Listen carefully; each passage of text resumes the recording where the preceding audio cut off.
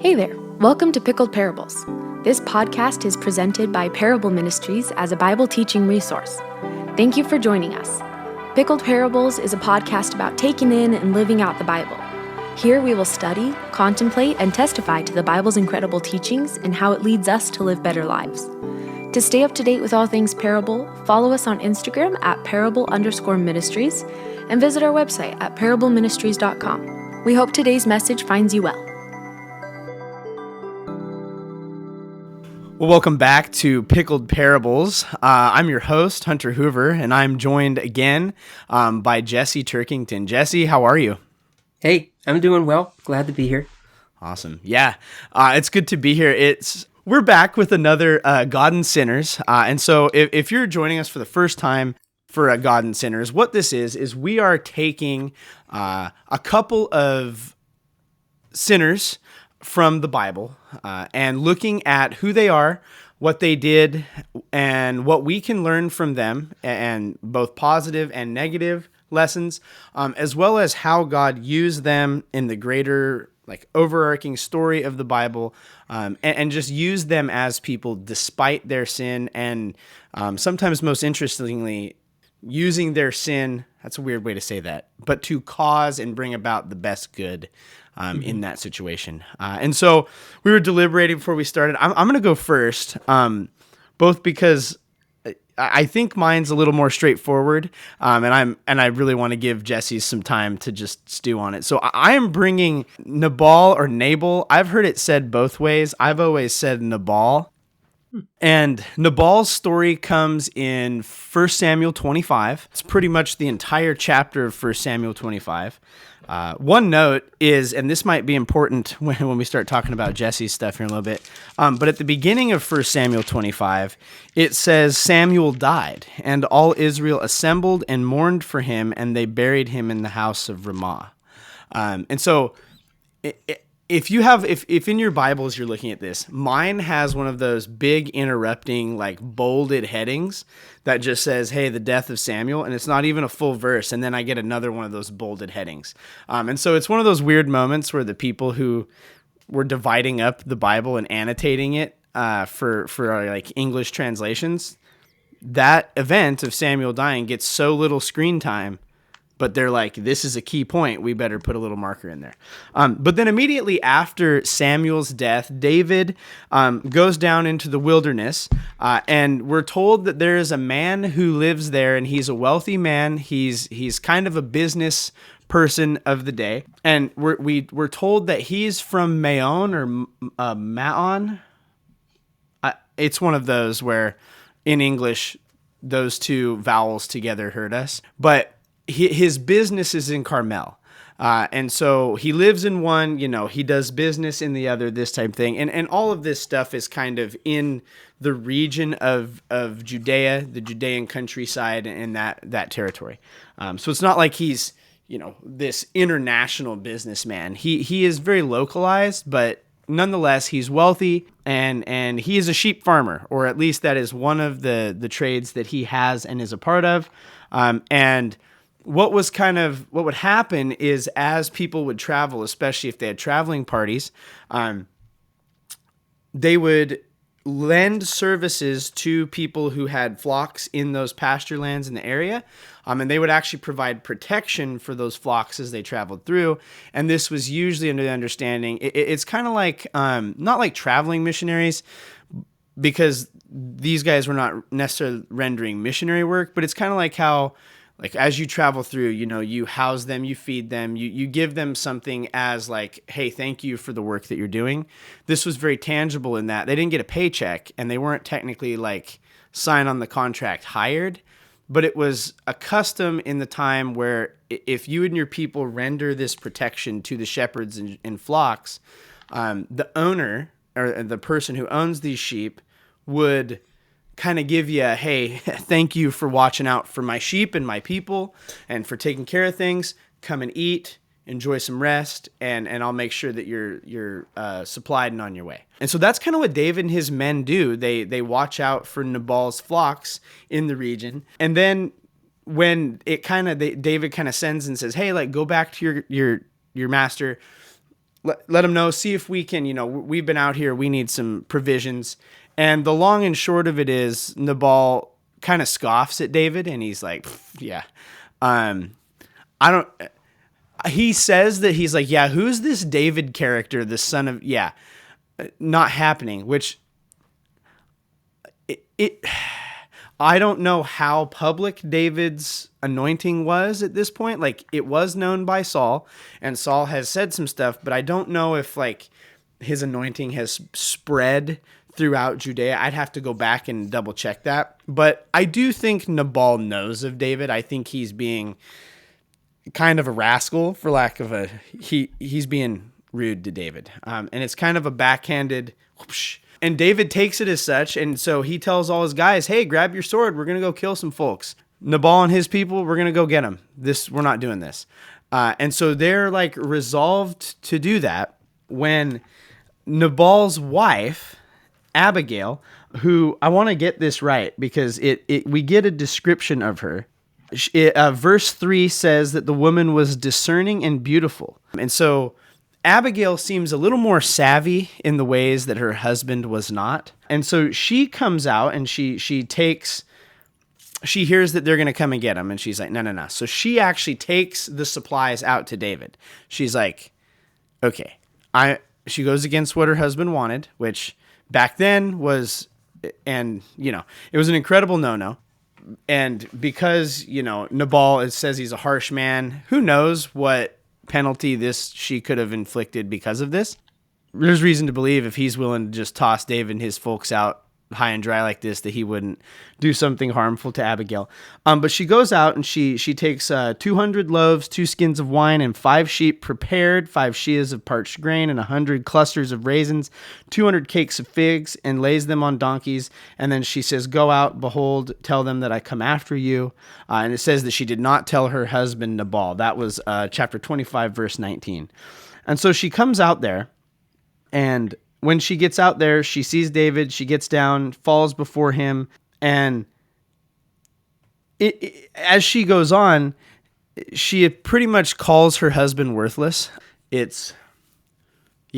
So this is verse 25. She says, let not my Lord regard this worthless fellow Nabal, for as his name is, so is he. So Nabal is translated as foolish or folly or the foolish one. And this is Hunter's like little tangent.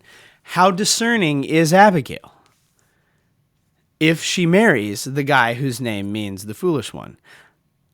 Maybe she picked up the discernment after the marriage. I don't know. That's just, it makes me wonder. But anyway, she warns David and pretty much says, don't get blood guilt on your hands because my husband's an idiot. Like, there's no need to make yourself guilty before God because he can't figure it out. Except this, verse 31 says, my Lord shall have no cause of grief or pangs of conscience for having shed blood without cause, or for my Lord working salvation himself. When the Lord has dealt well with my Lord, then remember your servant. So in other words, after all these things settle, which whatever that means, it's very foreshadowing. She's like, yeah, don't forget about me when all of these things come to pass and happen. It's like, didn't you just save your husband from being killed? Like, what are you worried about? But David listens to her. He does not attack Nabal or the people of that area. And Abigail comes back. She tells him, and it says Nabal's heart, verse 36, was merry within him. He was very drunk. She told him nothing at all until the morning, after he sobered up. And in the morning, when the wine had gone out, his wife told him these things, and his heart died within him, and he became as a stone. About 10 days later, the Lord struck Nabal, and he died. And it's one of those, like, it's so sudden. The gratification, I don't say gratification, but there's no, sometimes we get these moments in the Bible where the character has this thing happen and then there's like years removed and then you see that piece of like how God plays it out. This is so sudden. It's like 10 days and the things that David was going to do, God kind of enacts so he doesn't have to. And Nabal was dead. David gets word of that and he does what every king to be would do is he takes the newly widowed lady to be his wife, naturally. Even though he was already married once and then had that wife taken from him by his father-in-law Saul, and then had apparently married another woman named Ahinoam, which we find out in verse 43. And so there's some multiplicity of wives playing out in David's story. There's a whole conversation about how that plays into Solomon's propensity for marrying women later, and there's some interesting like threads to pull where David has these interactions with these women, and later on the story of Bathsheba plays out, and it seems to be this wasn't David's first round having interactions with women who were married, and then through one means of another marrying those women.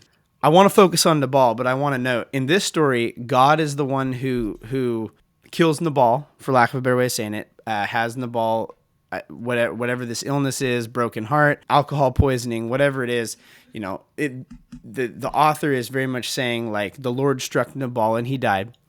And that results in David having a new wife. Whereas we see in Bathsheba's story, David, to get the new wife, takes that getting rid of the husband into his own hands, and seems to learn no lessons from Nabal's story. But Nabal is this kind of shrewd character who doesn't really want to get on board with what God's doing in David. And so before I get into like some lessons, Jesse, do you have any thoughts about this story that I've kind of rambled but tried to share quickly? I'm trying to think of where it is. I think it's in Acts. Mm-hmm. But the sudden death reminds me of, was it Herod Antipas or just Herod, who received a compliment and he didn't point it towards the Lord, or he blasphemed. And then he fell down and died, and his body was eaten by worms. Do you remember that story? I do remember that story. Acts sounds right. Mostly because, let me look. This is Acts 12. Okay. I went too far. I can hop over there too. It's that sudden death. Yeah. Is what came to mind as you were telling the story of, I've always said Nabal, but just for the sake of consistency in this episode, I'll say Nabal to keep that even. That was the first thing that came to mind was, wow, it's always startling when somebody in the story dies immediately. Yeah. Like Herod in Acts, or like Nabal here. It's due to something that I'm not sure of. I don't know what the reason is for the quick death, but do you have thoughts on it? What's your insight? So the quick death in Acts 12, I always read that as, he was struck dead so suddenly because his inability to give God the glory in that moment was going to kind of shift the focus on him, and I think decrease the speed and spread of the gospel. That's how I've always kind of, like where people look at this, because the very next phrase in Acts 12, verse 24, after... So 23 says, immediately an angel of the Lord struck him down because he did not give God the glory. He was eaten by worms and breathed his last. And then verse 24 says, but the word of God increased and multiplied. And so it almost paints Herod as this stacked up against the gospel and stacked up against the word of God. Herod's trying to, I think, derail it in this crucial moment. And you would have loved to seen him just give glory to God, and become maybe a part of this early church movement. And the fact that he doesn't, is struck dead. I think I also want to note, so that's that one. And I think it's something similar with David, where the story tells us that God seems to be wanting to keep David's hands clean, at least in this point in the story. Mm-hmm. Even though Nabal culturally might have been warranted to have this, he had not really done anything wrong to David. other than, just, no, I'm not going to feed you and house you for the weekend. Thanks for your help, but no. And maybe there's a lesson to be learned about making agreements. But I think so that's kind of the one where, he's struck down to keep David from shedding blood guilt and making himself guilty of that blood. And maybe there's something to do with his king position is king to be in that. But there's also kind of a piece of like, David is the anointed, and I think Nabal knew it, and I think he is unwilling to, I mean, truly, like, not to make it political, but to make it political for like 30 seconds. No matter who you knew won. Like, if you knew, the president's coming to my job tomorrow, be nice. Like, you don't need to be a stinker, even if you disagree. You can disagree and still culturally be acceptable in the moment. And I think Nabal has no interest in that. Like, I think he knows David's to be king, and I think he's like, this guy, nah, I'm not giving him anything. He can go be king somewhere else. And it's kind of God saying, no, he is my anointed. David respects my anointed in Saul so much that he's running around in the wilderness. Maybe you could respect him enough to give him some lodging for the weekend. That would be my only thought as to like the rationality of it. I also want to note I think there's a danger that you could fall into of saying, well, when people don't do what God wants them to do, or when people fail to give glory to God in the case of Herod, God might strike them dead. I think that would be an extreme ends to get to here. And that's why I really think these are crucial, pivotal moments. And I think these are two men who, Nabal in his name, I mean, foolishness and folly in our English culture, that, it means one thing, but in the Hebrew culture, this is one who has no regard for the things of God. And I think Herod was pretty consistent in that vein as well. As like, he has no regard for the things of God. And for me, it's just a reminder that God's plans and his sovereignty over human history, they do supersede leaders, whether it's of this little region in the Judean countryside or Herod as leader over that part of the world at the time. Like, God is supreme over them as individuals, not just this little force that's working in the world. Like, he is supreme over their lives individually to bring about his purposes. Again, I like the story better when Nabal says, you know what, David, I got plenty of stuff. Why don't you just come and have a big feast with me? And one day, when you're king, I want it to be known that I helped you. I want to be maybe something with you. Or with Herod, to bow and say, no, this is God. To God be the glory with this. And for things to turn out differently. That's not to say that every time someone sins in the Bible, they get struck dead, because they don't.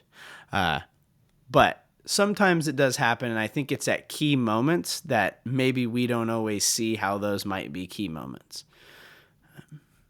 I don't know if that answered your question. Yeah, I think so. Yeah, okay. It's very intriguing. Yeah. It's frustrating. I mean, it's also frustrating because it's like, I don't know.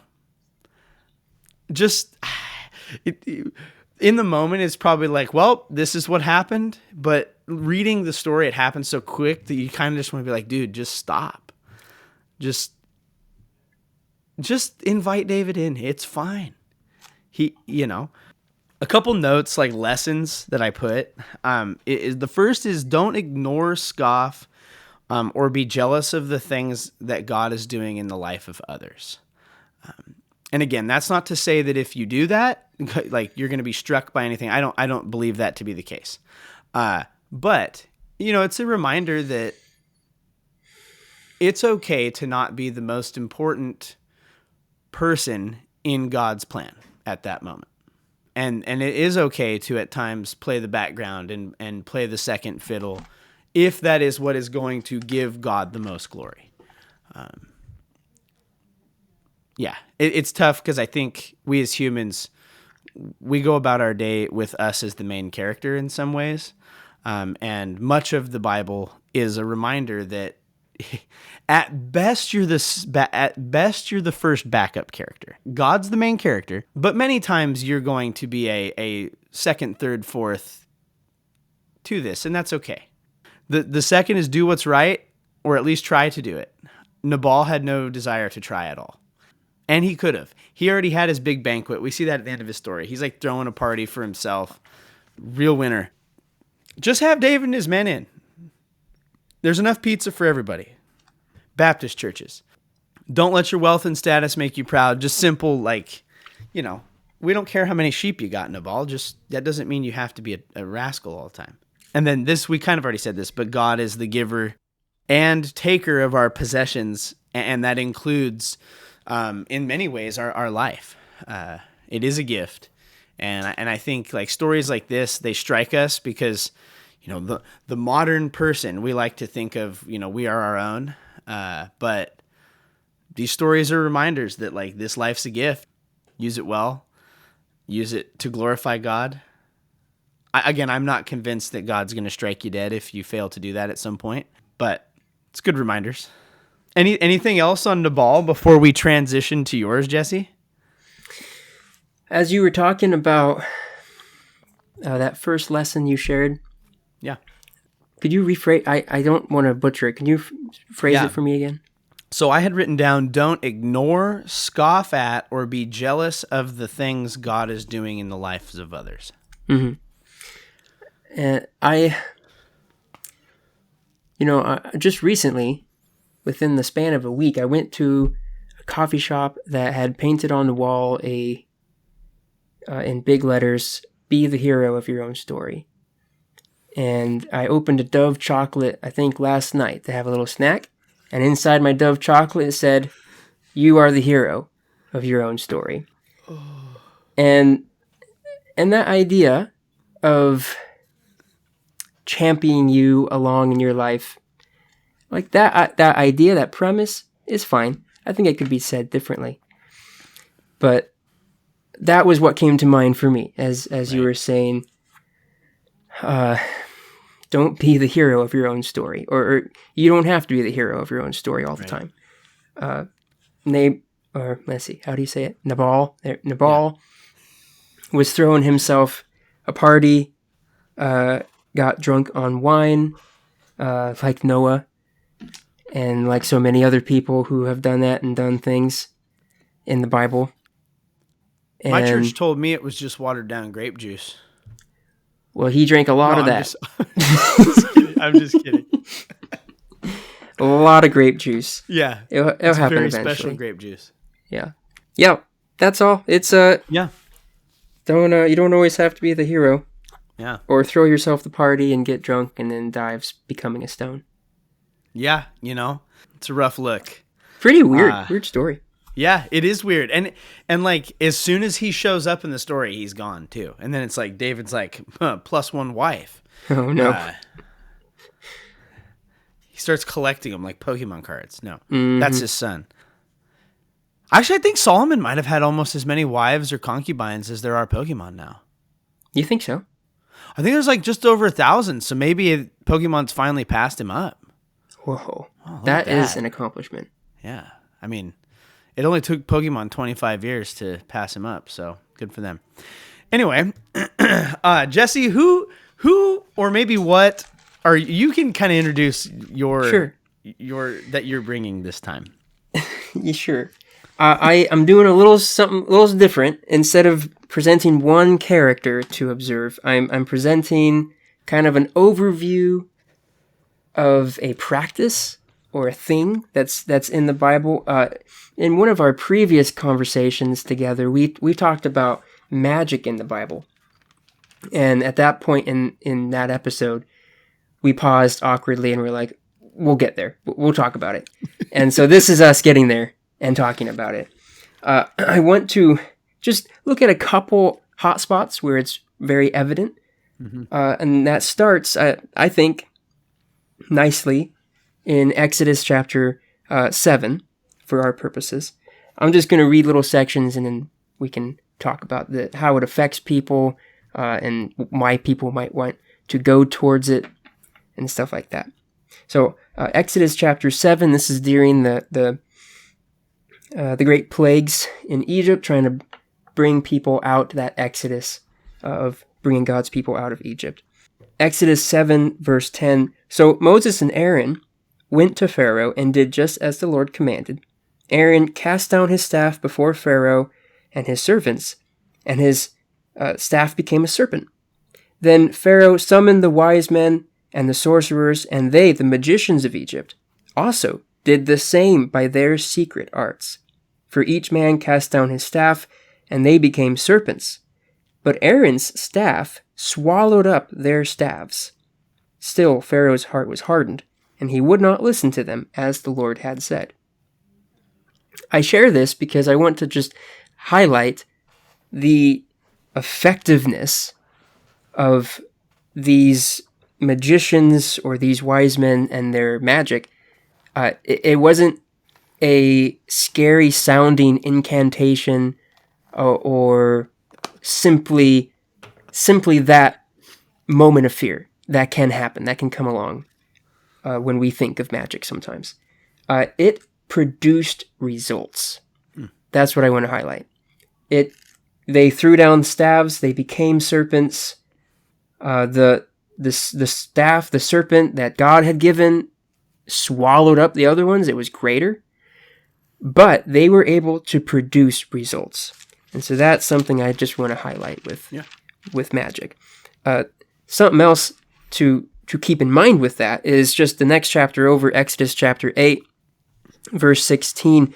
This is the third plague of gnats. Then the Lord said to Moses, "Say to Aaron, stretch out your staff and strike the dust of the earth, so that it may become gnats in all the land of Egypt."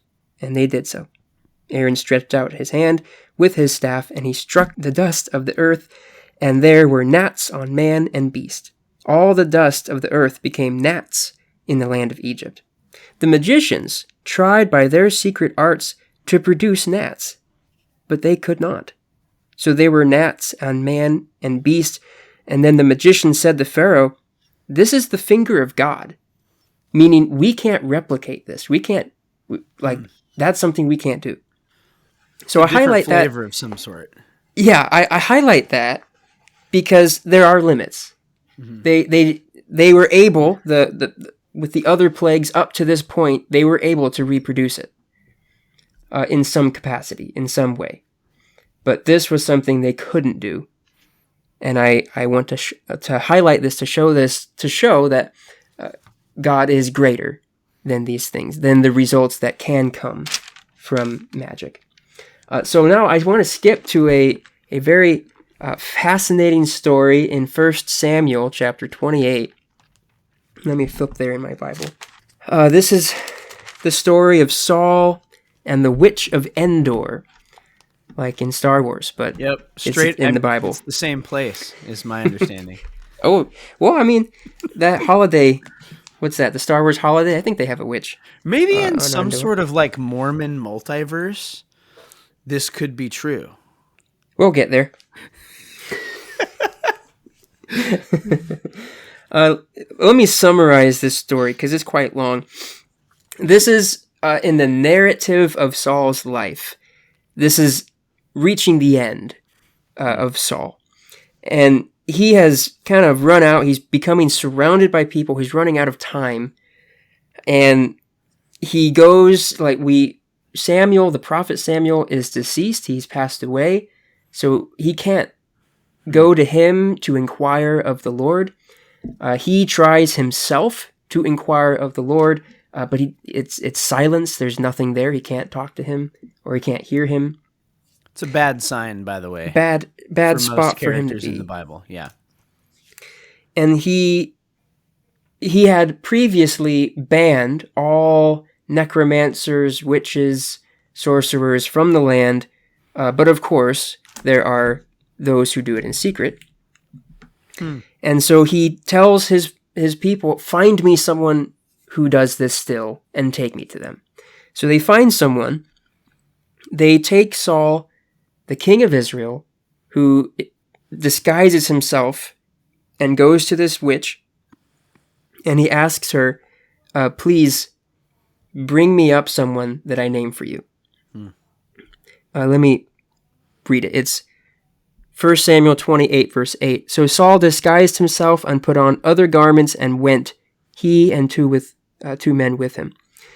They came to the woman by night, and he said, divine for me a spirit, and bring up for me whomever I shall name for you. The witch protests, saying, surely you know that I can't do that. But he says, nothing bad will happen to you. Please just do this for me. He says, as the Lord lives, no punishment will come upon you for this thing. So the woman says, whom shall I bring up for you? And he says, bring up Samuel. When the woman saw Samuel, she cried out with a loud voice. And the woman said to Saul, why have you deceived me? You are Saul. The king said to her, don't be afraid. What do you see? And the woman said to Saul, I see a god coming up out of the earth. He said to her, what is his appearance? And she said, an old man is coming up, and he is wrapped in a robe. And Saul knew that it was Samuel, and he bowed with his face to the ground and paid homage. Then Samuel asked Saul, why have you disturbed me by bringing me up? Saul answered, I am in great distress, for the Philistines are warring against me, and God has turned away from me and answers me no more, either by prophets or by dreams. Therefore I've summoned you to tell me what I should do. And Samuel has some things to say to him, but isn't that a fascinating story? I love Samuel. He's like, I can't even die and be dead in peace because of you. Just leave me alone. So he's like, why'd you wake me up? He's pretty savage too. In verse 19, he tells him, moreover, the Lord will give Israel also with you into the hands of the Philistines, and tomorrow you and your sons shall be with me. Rut-row raggy. What a savage way of saying. What an absolute ticking time bomb of a sentence that is. Like, I know. Yeah, Saul became terrified. He fell to the ground. He wouldn't eat anything for a while. Just fascinating with that. Let's do another one. 2 Kings chapter 21. This is another king. This is short, so let me read this. 2 Kings chapter 21, verse 1. I might bounce around a bit. Manasseh was 12 years old when he began to reign, and he reigned 55 years in Jerusalem. And he did what was evil in the sight of the Lord, according to the despicable practices of the nations whom the Lord drove out before the people of Israel. For he rebuilt the high places that Hezekiah his father had destroyed, and he erected altars for, is that Baal? Yeah, I've always said Baal, but okay, Baal. I've heard those three different. Again, if you guys remember from any other conversation, I read a lot, so I don't hear these things. It's scary to say them out loud.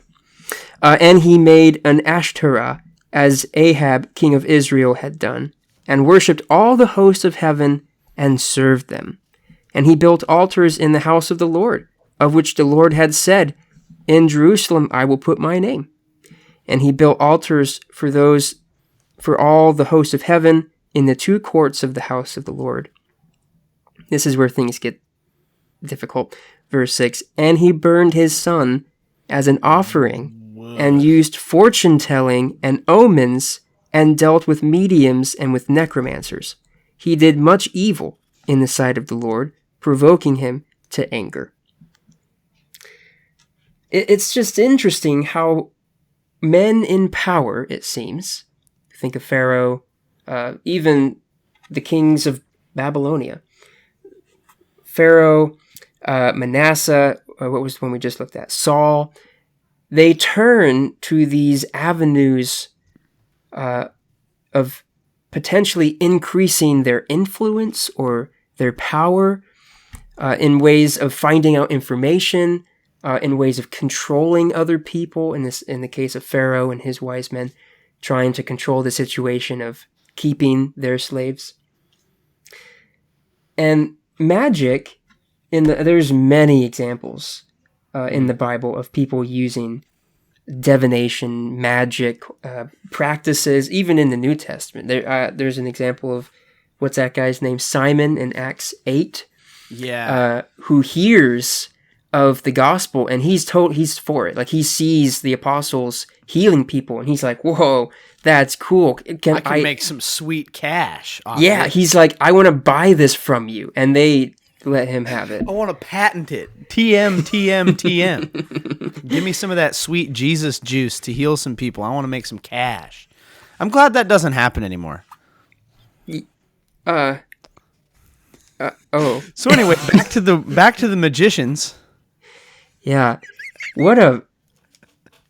Isn't that fascinating? What kind of insight do you have, Hunter, on like, we see these powerful men, and it's not just powerful men. We have other examples in the Bible of people I guess they're not always looking for power, but that seems to be a theme for sure, of people looking for other avenues, especially Saul. He had tried the avenue of seeking the Lord. Silence was his answer. And so he goes to this necromancer to bring up past Samuel.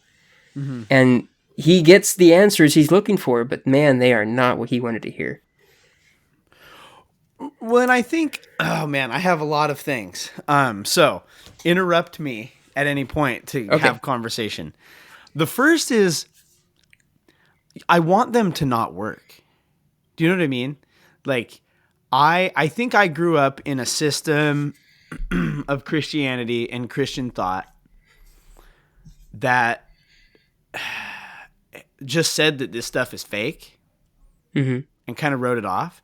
And I think you are correct in that you noted that this isn't like, hoogity boogity incantation.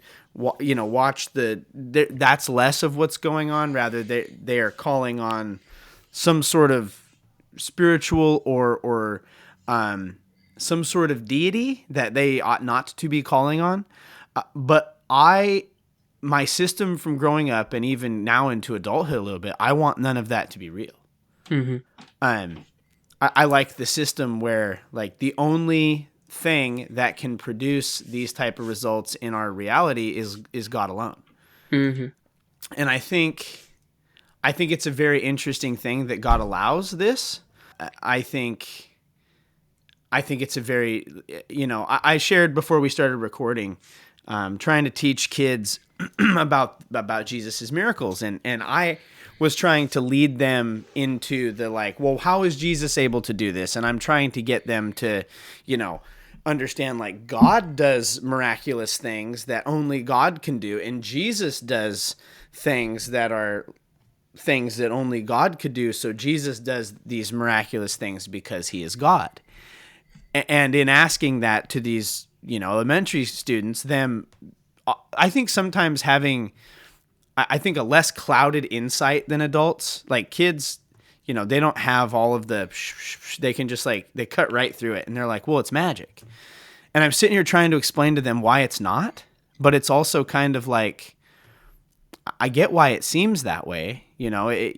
It does feel like magic. And for me, like, the chief difference of what makes like, in my brain, I distinguish a miracle from magic, is a miracle is God acting out of his authority as creator to produce some result in the physical world that we do not expect or that we believe to be impossible. Whereas magic is some human, usually, calling on something that is not God to produce a result in this world that we don't expect or that we would think is impossible. And I think that's the rub. And I think that's why, like, I think it's in Leviticus where it talks about, we're going to stone the necromancer. Like, we're just going to put him to death. Is because a person who is so involved with invoking spirits, other deities, what have you, whatever it is, they're so removed from caring about the things of God that it's like, we're not even going to access God. We're going to skip right past the source, and we're just going to go right to the thing that is really scoffing at God and his power. I also noted like every single time that magic is used in the Bible, it is either defeated by something God does or it totally backfires in the person's face. Like, it's not one of those things where it's like, oh, and in this one case, it's miraculously the good thing. Like, it's pretty consistent where I think of lying. So, like, I'm a proponent for not lying. I think it's good to not lie. At the end of the day, though, Rahab lied to protect the Jewish spies. Mm-hmm. And we get into a weird Christian ethics thing with this, but the idea is that her lie protected God's people and human life. And though, yes, it was wrong, her getting people killed was probably worse. It doesn't seem to be playing that ethics game with magic to the point where even if it would save human lives, it doesn't seem like we should be messing with the hoogity boogity. There's, I think that's I think Saul does this thing to, I think, save himself a little bit. It completely backfires. I think it shortens his lifespan drastically, but, and that's another one where it's like, I want it to work. I want it to not work. I want him to go out to this witch and I want him to be like, hey, remember how Samuel died like 3.5 chapters ago? I need you to call him up for me. I had a list of questions I didn't get to ask before he died. And I wanted her to like do the thing and it not work. And the fact that the Bible tells us not only does it work, but Samuel is able to interact with Saul. I think there's a danger, and I think there's a danger in Christian living that exists today that fails to say goodbye to the dead and might seek this out. And I don't think we're necessarily going to witches, or we're necessarily, though those things I do believe still exist.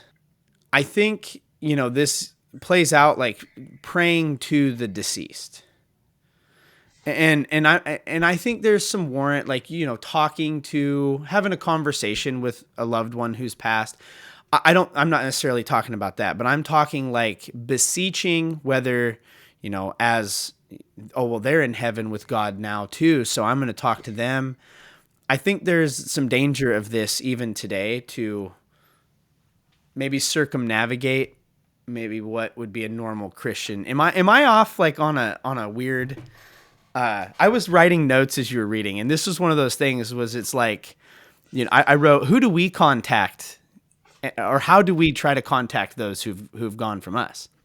I don't know. It's not a me thing, but I do know that it is a thing. And I think anytime that you try to either remove God from that equation or try to circumvent, what God has said in his word to get there, I think it's sin. I think, as is the case in Saul's story, he knew what he was doing was wrong.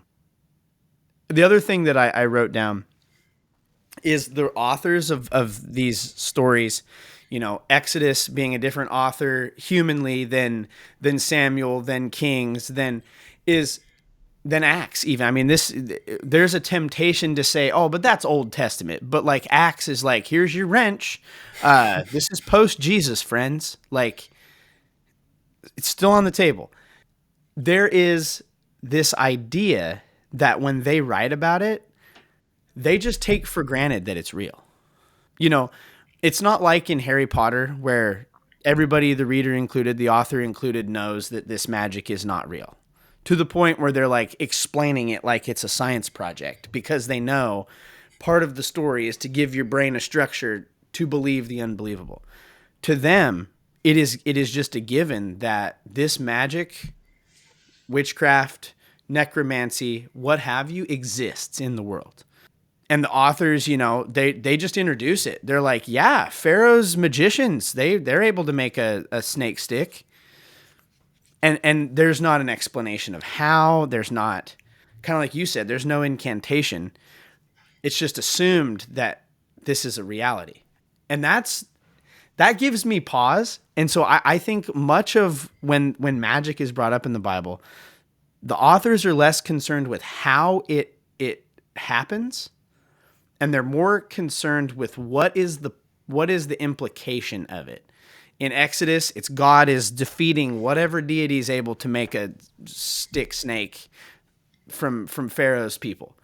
Even into the point of Manasseh. Yeah, go for it.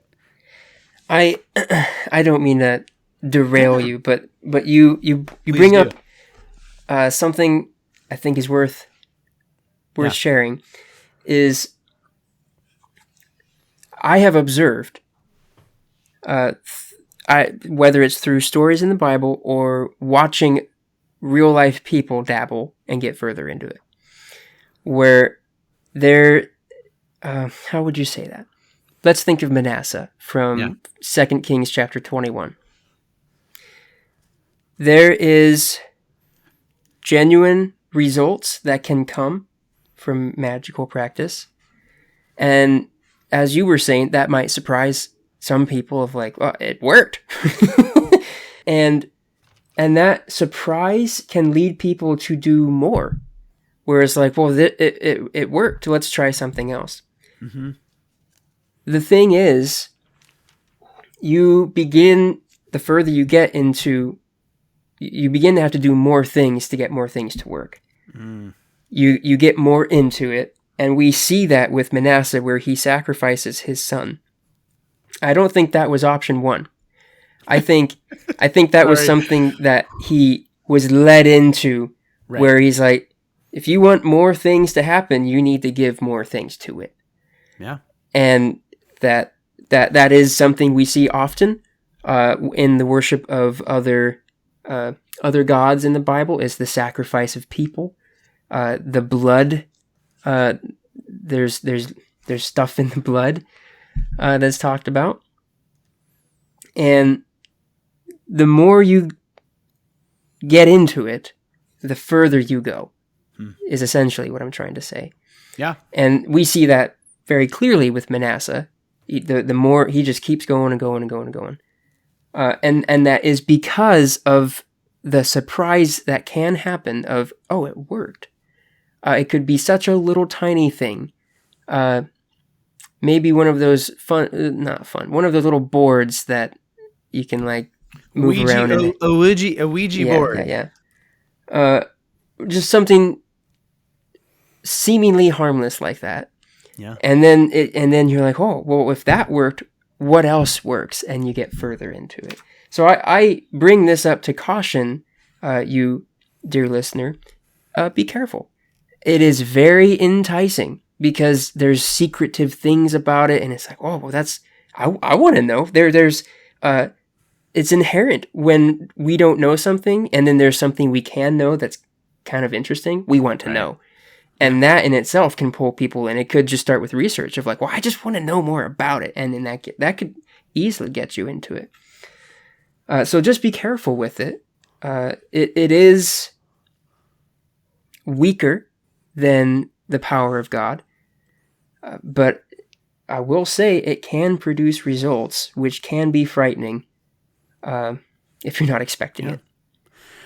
And something I think to go with that idea is that enticement and I think self-fulfilling enticement of it is, I think, the same thing we're seeing happen in the original sin in the garden, where it's, I have access to all of these good things in God, but I just wonder what it's like. Do you know what I mean? That's really where it gets to. And I was thinking, as you were saying that, like, the natural curiosity, I actually think it's good that God has given us curiosity when it's checked. Because something that I'm finding, especially with, like, having kids, is There's some things that, especially my son, he needs to have a reason for everything. His world works better. And there's some times where it's like, buddy, this is just not for you. It's like, well, when? Maybe never. Like, this might never be for you. And I think that's kind of, I think it's, as adults, sometimes we can get to a place where we're like, well, I mean, I'm an adult. There's nothing off the table. Like, I can handle myself. But I think it's, again, that reminder of where we are in relationship with God, our Creator. This is one of those things that's off the table. Like, or at least it should be. I would take a step to say, for in the life of the Christian, it's just not on the table, real or not. And maybe, that's frustrating in moments where you think, well, maybe if I get into this, it'll do something. I think your caution is important. It doesn't much matter, because there's something to be said about the fact that it's circumventing what God is doing and thus is wrong. It's a challenging thing. The magics. I have another thing to add here.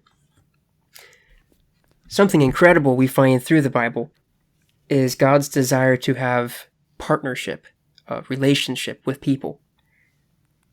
I like to say one of the coolest ways we see that is by how he partnered with people to write the Bible. It's really cool. Many people were involved in the creation of this thing. But it was spearheaded, led, inspired by the Lord. I would say one of the dangers of practicing getting into magic is inherently magic is let me be really careful with saying this, taking a step back from the Lord and partnering with something else. I think that's exactly right.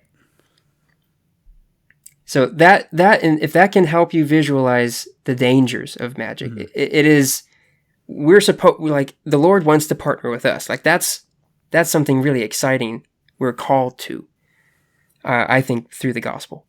Partnering with the Lord in working in carrying that yoke of Jesus and serving the kingdom of heaven.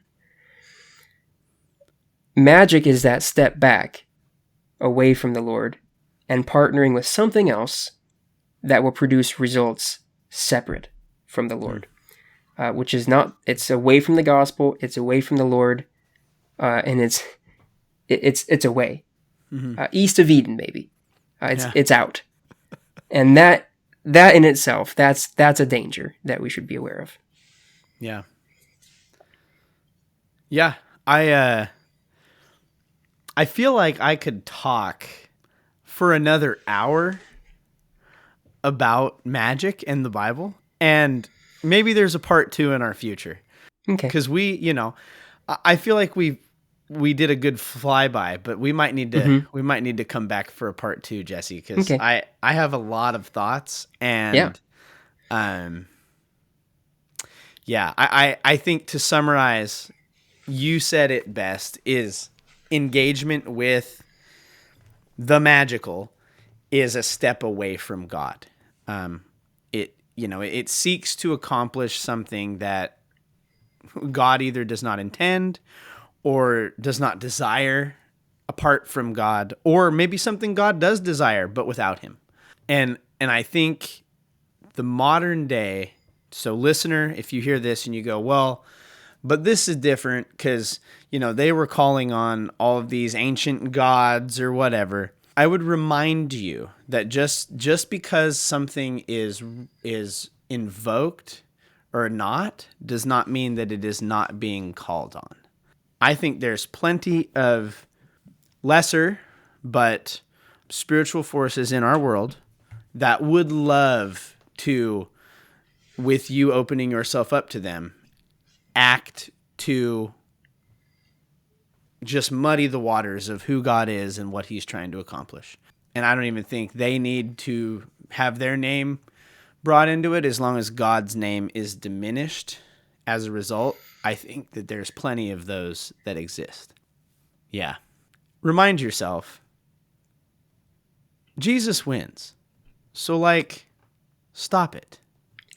That's the simple Sunday school version. Jesse, how come the Witch of Endor wasn't in my Sunday school curriculum growing up? I don't know. It's interesting. It challenges a lot of theological and Yeah. preconceived notions a lot of people have of, like you said, magic not supposed to work.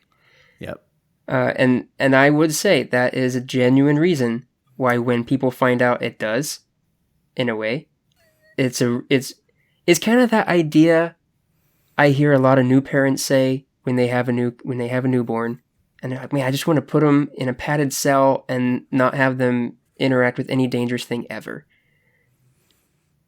But that causes a lot of problems. And honestly, that is the method of a lot of theological practice for some people of let's not have any danger come near my beliefs. And then when that happens, man, it becomes a problem.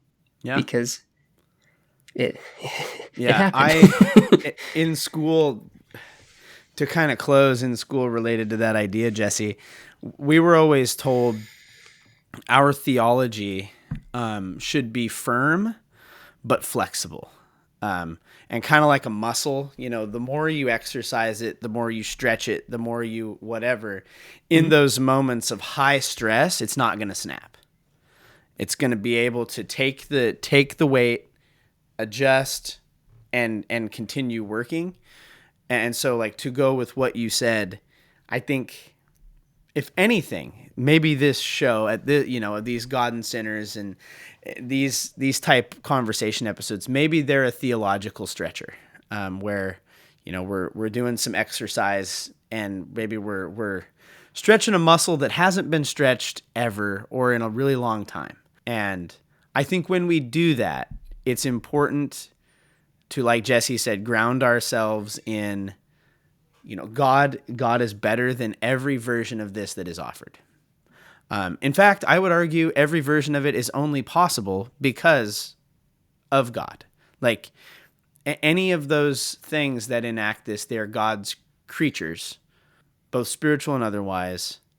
And whether they want to admit it or not, they have no authority to do anything apart from the amount that he has allowed them to take agency in this world at this time. Mm-hmm. And so, don't sweat, don't get too hoogity boogity, listener. It's okay. Jesus is greater. And I also think, related to that idea of fascination, it's okay to have conversations about these, but I think, especially as Christians, it's best to have conversations about magic, kind of like we've done here, within God's word. What does the Bible say? How does it say it? Because otherwise we get into a little bit of panic and we start to denounce things that are not actually what's going on. It's fine. Those are silly kid stories. And I understand there's a different argument that I'm not going to get into right now about those. But anything else, Jesse, before we close and I get myself into more trouble than I already have? No. Check out Colossians if you want to see the preeminence of Christ. That's a really reassuring book. If we've ruffled any feathers, check out that, and let the peace of God's word just rock you into a good safety fetal position. Oh, man.